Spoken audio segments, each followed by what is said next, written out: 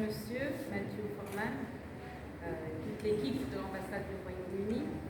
chers experts, chers amis représentants des médias, je souhaite d'abord adresser mes remerciements et mes félicitations au Royaume-Uni pour le succès dans l'organisation de la COP26 et les résultats atteints qui vont stimuler l'action en faveur du climat pour l'atteinte des objectifs escomptés. Je souhaite également adresser mes remerciements les plus sincères à l'ambassade du Royaume-Uni à Tunis pour la coopération engagée avec la Tunisie dans le cadre de l'action pour le climat, notamment pour l'organisation de cette réunion de lancement des études et concertations menées depuis plus de 4 mois en Tunisie. Cet appui a intégré des aspects techniques à travers des études et concertations et expertises dans les domaines d'intérêt commun, en l'occurrence l'adaptation, l'atténuation, la sensibilisation et la communication. Sans oublier, bien entendu, l'apport appréciable de l'ambassade britannique concernant le volet administratif et logistique qui a sensiblement facilité la participation de toute la délégation tunisienne à la COP26 à Glasgow. Je vous remercie. Chers amis et collègues, depuis l'adoption de l'accord de Paris sur le climat lors de la COP21 à Paris,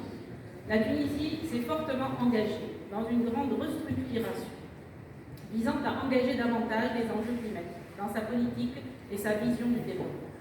En effet, la Tunisie accorde depuis lors une grande priorité aux enjeux climatiques à travers différents processus et accomplissements, notamment l'élaboration de la CDN en 2015, la ratification de l'accord de Paris en 2016, la création depuis 2018 d'une unité de coordination pour la mise en œuvre de l'action de l'accord de Paris, la finalisation de la 3e communication nationale en 2019, l'actualisation de la CDN en septembre 2020. Tous ces efforts sont en cours de renforcement par l'engagement d'une large concertation autour de la stratégie nationale de développement bas carbone à l'horizon 2050, ainsi que par le démarrage et l'élaboration du plan national d'adaptation en 2022. Aussi, en dépit du contexte économique et social auquel la Tunisie fait face actuellement, la CDN actualisée a relevé les objectifs arrêtés lors de la CDN 2015, qui étaient déjà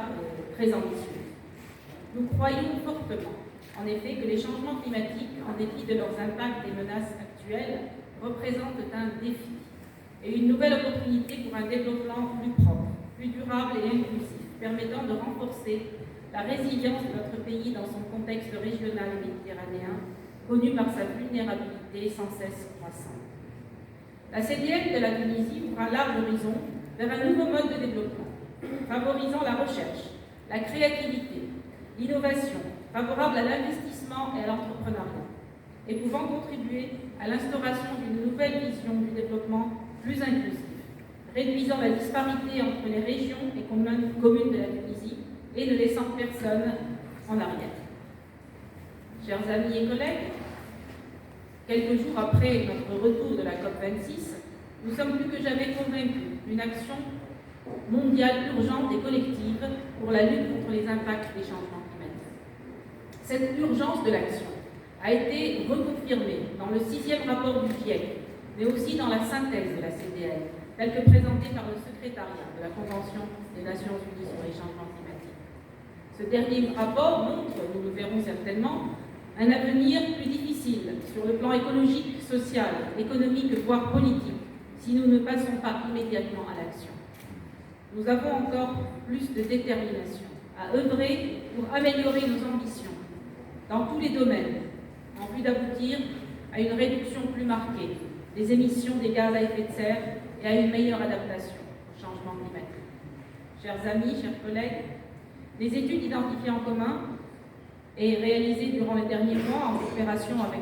nos amis de l'ambassade britannique ont apporté des éléments fortement utiles pour une meilleure évaluation de l'impact des enjeux socio-économiques de l'atténuation, notamment dans les industries du ciment, la mobilité électrique et la gestion des déchets. Ces domaines représentent des voies importantes permettant d'atteindre des ambitions à travers l'innovation et le transfert de technologies, ainsi que l'amélioration des processus industriels en permettant sans doute création de richesses et des emplois décents. Ces évaluations économiques représentent des éléments importants pour l'aide à la décision et favoriseront certainement une implication plus efficace et plus efficiente des acteurs et partenaires concernés. Dans le domaine de l'adaptation, nous reconnaissons de plus en plus l'importance de la décentralisation et la prise en compte des conditions et spécificités locales. La pérennité des ressources naturelles, la réhabilitation des écosystèmes et la durabilité de toutes les activités économiques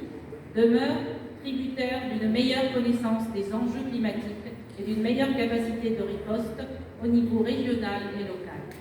C'est dans ce contexte que de larges concertations ont été engagées avec les acteurs sectoriels et locaux dans le cadre de notre coopération avec l'ambassade britannique.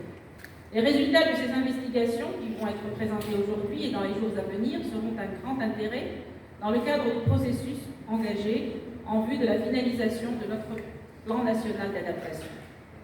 Cher Monsieur Forman, chers experts, chers amis et collègues, je réitère mes remerciements et compte fortement sur votre appui habituel pour la suite de tous les processus menés actuellement en Tunisie ou à un programme ultérieurement pour renforcer notre coopération dans le domaine du changement climatique. Je vous remercie.